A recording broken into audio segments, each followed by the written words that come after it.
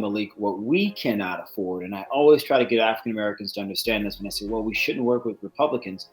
We, as a marginalized group of people, we're behind every single demographic group according to every data metric for the most part, including Hispanics, who are now the majority, including Asian Americans, who are now the fastest growing minority group. We can't afford to say, because we do not like the words, the language, and perhaps even some of the policies that are coming from a particular party, that we're going to completely disengage. Malik, I've told you this before. If that was the case, there would be no civil rights. I mean, seriously, there would be no civil rights if black people said, you know what, Lyndon B. Johnson uses the N-words too much. The guy's too much of a racist. White people who work for him are racist. I mean, they were using horrible language.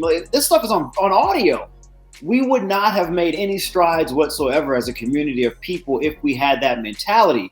But the thought process behind those civil rights leaders was simply, we cannot afford to wait on the government. We cannot afford to wait on another racial group to help us progress. We have to do it ourselves. And in the process of doing that, that is going to mean we're going to have to work with the very people who likely do not like us.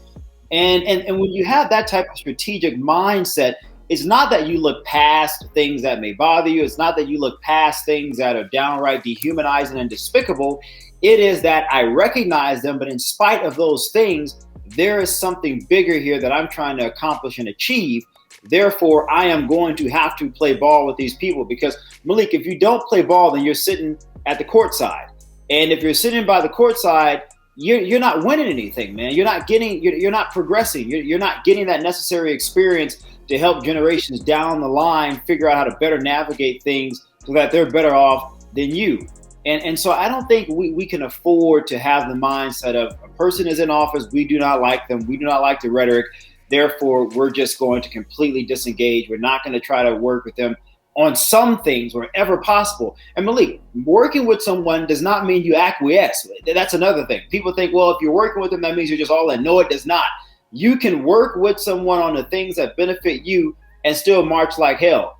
Again, prime example, civil rights movement. There are so many stories, man, of civil rights leaders working with very white, racist individuals while simultaneously protesting very racist white individuals.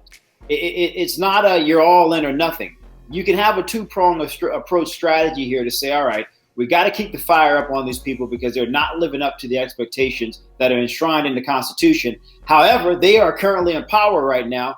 We need to figure out what in the heck we can get out of them while also turning up the heat.